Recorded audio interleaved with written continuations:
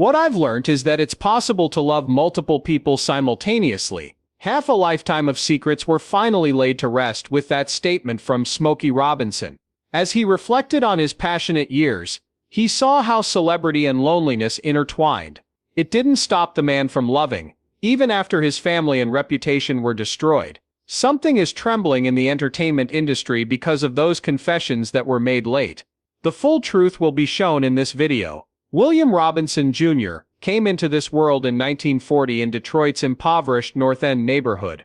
In time, he became into Smokey Robinson, the musical icon of the United States. He came from a mixed French and African-American family. His father was the former. Traces of Cherokee, Portuguese, Scandinavian, and Nigerian ancestry were in Smokey's blood.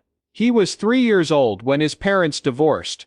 He had lost his mother by the time he was 10 years old. There were 12 people living in the house with his sister Geraldine and her husband. His life depended on them. His appreciation for music blossomed during his time there. From the time he was 3 years old, the nickname Smokey stuck with him.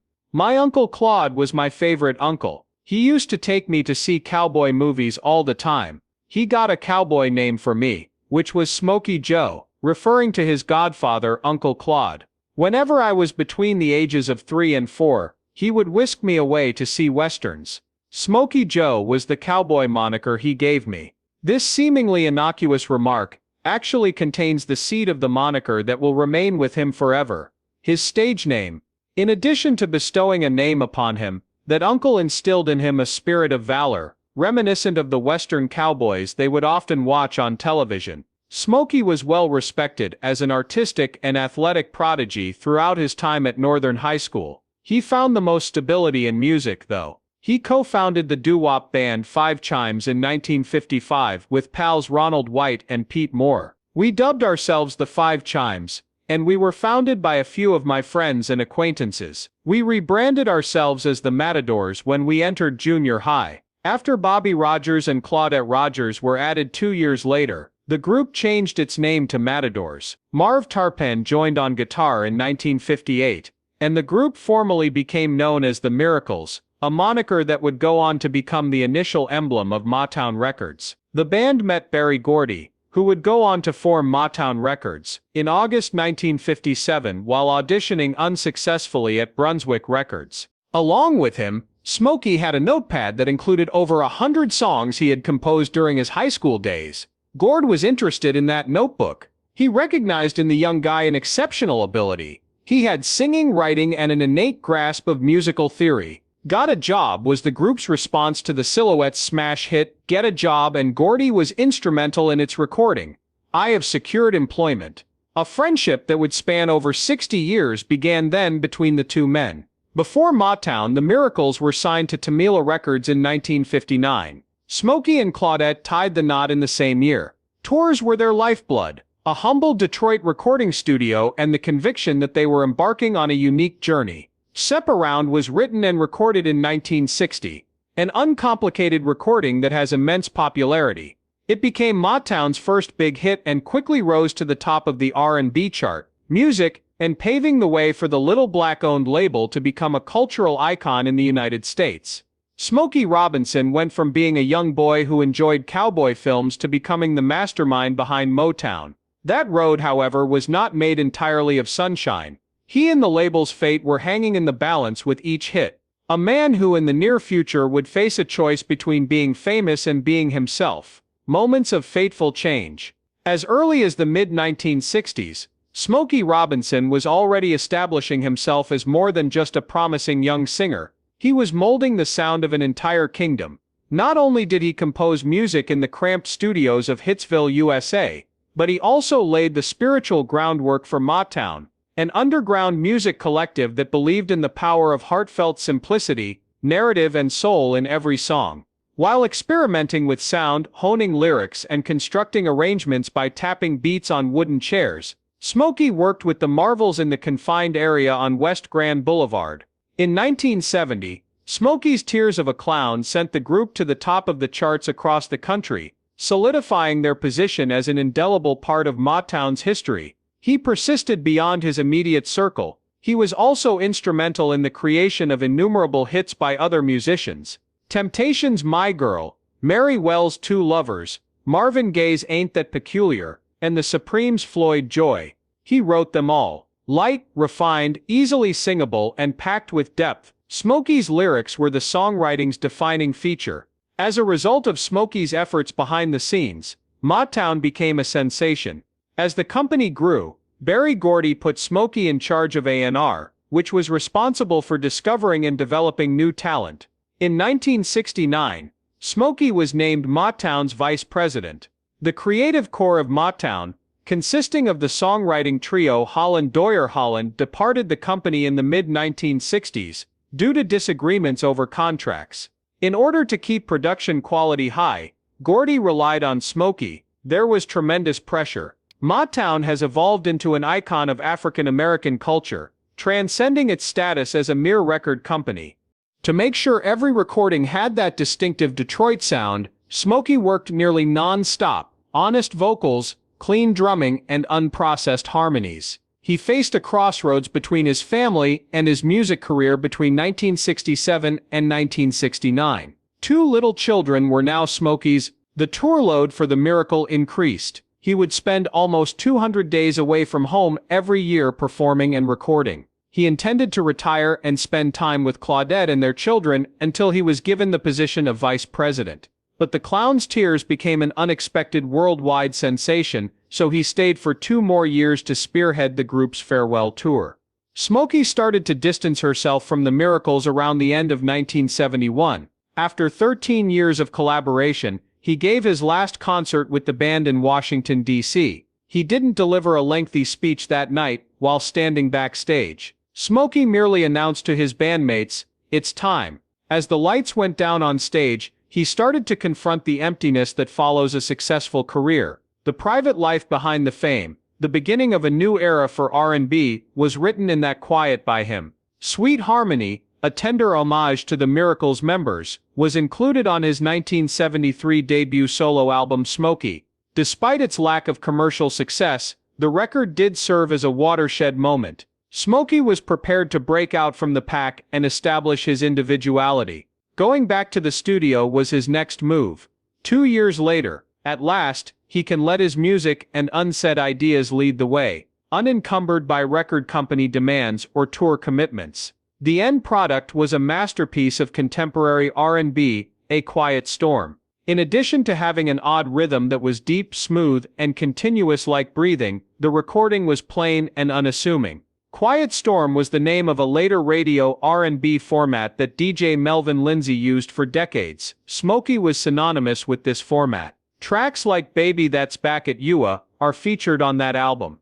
His new approach to music is on full display in songs like Quiet Storm, Agony and Ecstasy, and others. Smokey departed from the Motown formula of upbeat melodies and rapid tempos to convey stories using slower rhythms, enabling listeners to perceive the emptiness contained within each phrase. He wrote about love, sorrow, and inner turmoil, with the wisdom and perspective of a mature man. As he juggled his marriage, his work, and his personal emotions, he wrote songs that were both beautiful and painful, the best of which is The Agony and The Ecstasy. During this time, Smokey's personal life was a complete disaster. He divorced Claudette in 1974, his life companion from the early days of Motown.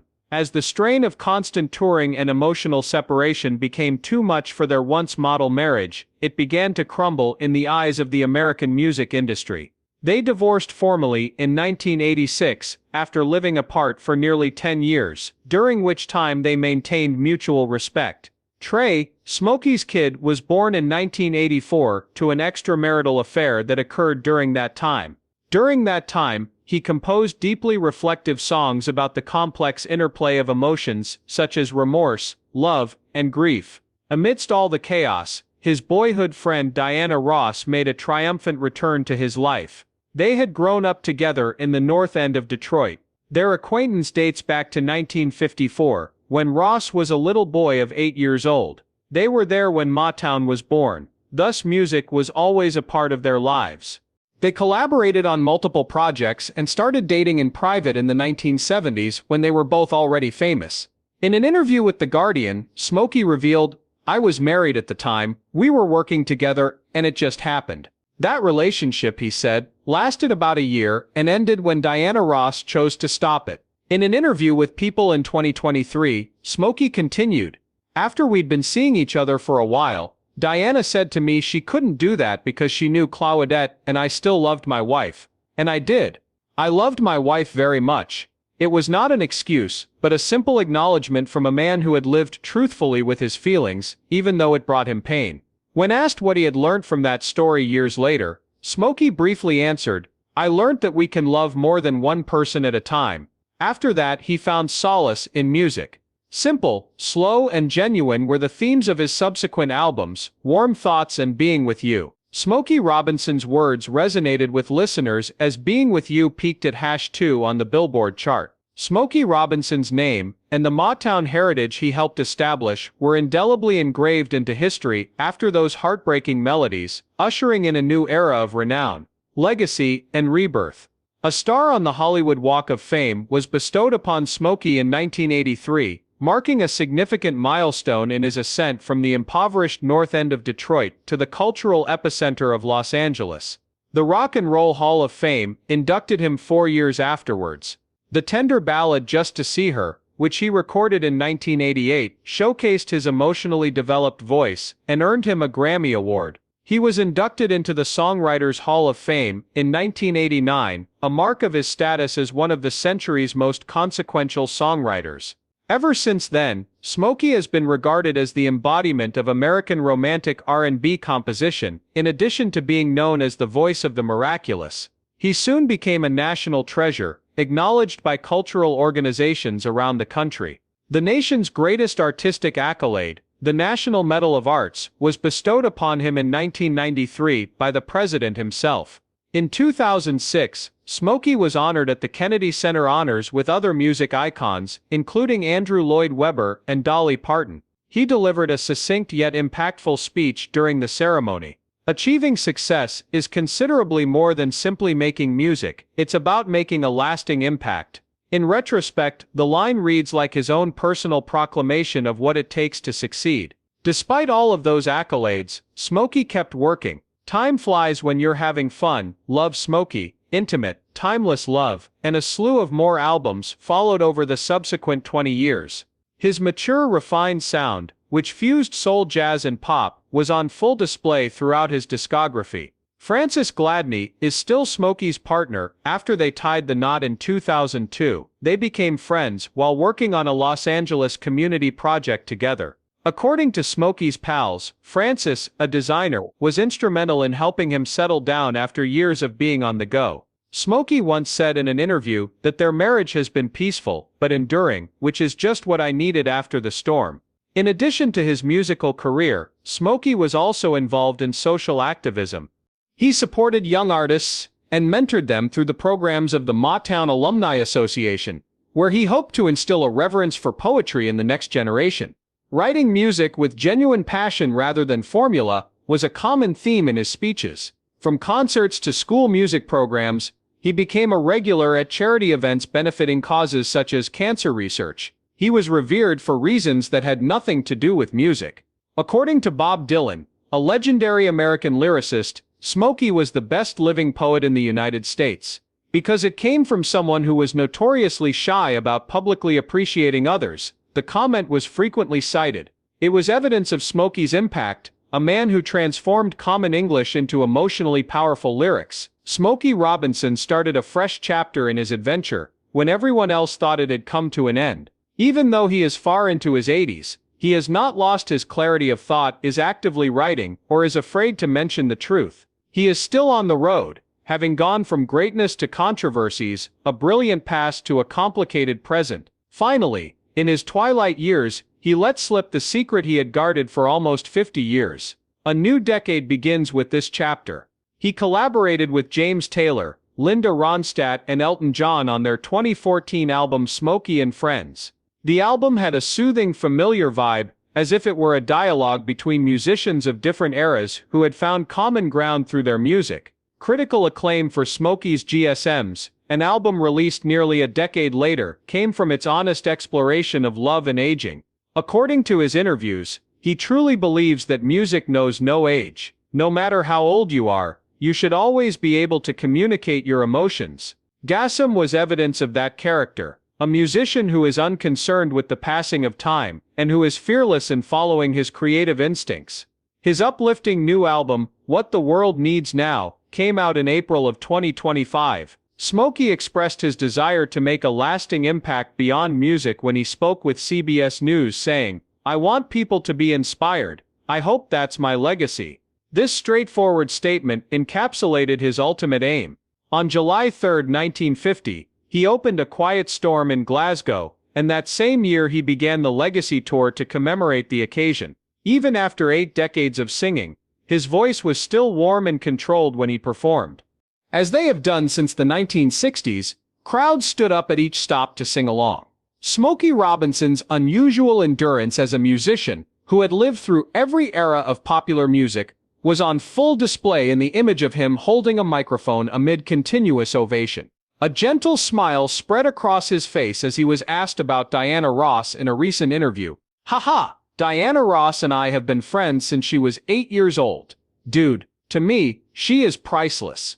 Longest living buddy of mine is she." Two Detroit kids became two American soul superstars through a friendship that lasted more than 70 years, as captured in the statement. However, turmoil also arrived in 2025. 4 ex-employees sued Smokey and his wife Frances Gladney in May, claiming sexual assault in a hostile work environment, and seeking damages exceeding $50 million. The action was filed in Los Angeles Superior Court. He countersued for $500 million on claims of slander and elder abuse, denying all charges and claiming they were made up to back their extortion plan. Authorities in Los Angeles County are still looking into the matter. Despite the backlash, Smokey kept on performing. Standing serenely in front of thousands, he made an appearance at the American Music Honors alongside Emmylou Harris, Bruce Springsteen, and John Fogerty. Longtime fans of Smokey Robinson know that he never let scandal dampen his enthusiasm for performing on stages where he could let his music dictate the proceedings. Both physical and spiritual endurance were required. Smokey maintained a regular work schedule even after 60 years. He maintained the same carefree spirit as when he was performing in Detroit. His co-workers attested that he never arrived late, meticulously prepared for every performance, and gave his all to every one. For viewers, Smokey Robinson represents reliability. In the eyes of his peers, he exemplifies unwavering commitment, and in the eyes of American popular music, he is a serene guide. Songs about love, devotion, and yearning could transcend all cultural boundaries, and he stands as a testimony to that era. Even though many of his peers have died or retired, Smokey is still going strong. Until God tells him to stop, he will keep writing. He stated at a recent event in Las Vegas, maybe that's why his fans keep coming back to experience the electrifying intensity of a performer whose heart has never let the spotlight go out. The extraordinary trip that Smokey Robinson has accomplished, from the poor north end of Detroit to the most majestic stages of America, is quite remarkable. He has been more than just Motown's voice for the past 60 years. He has recounted its tales, from the fervor of youth through the tumultuous middle years, and finally to the calm wisdom of old age. His life's chapters mirror a distinct cadence. In songs like Shop Around and A Quiet Storm, as well as Being With You and the tracks of My Tears, he transformed human feelings into music and shared memories into melody. Even though he's 85 years old, Smokey continues to shine brightly, as if nothing can stop him. The man behind the legend is revealed by his confessions about love blunders and the power of forgiveness. Listeners are reminded that the finest music is always born from honesty. Having lived long enough to demonstrate that legacy does not reside in the past, Smokey Robinson has no desire to pursue immortality. Every note he continues to sing carries it. His talent, his capacity to evoke emotion through melody, is on full display whenever one listens to a Smokey Robinson song and experiences a mix of familiar and unfamiliar feelings. Please share this video if you think there is still space for genuine human expression in music. If you want to know more about the backstory of these legendary figures, then you should subscribe to our channel.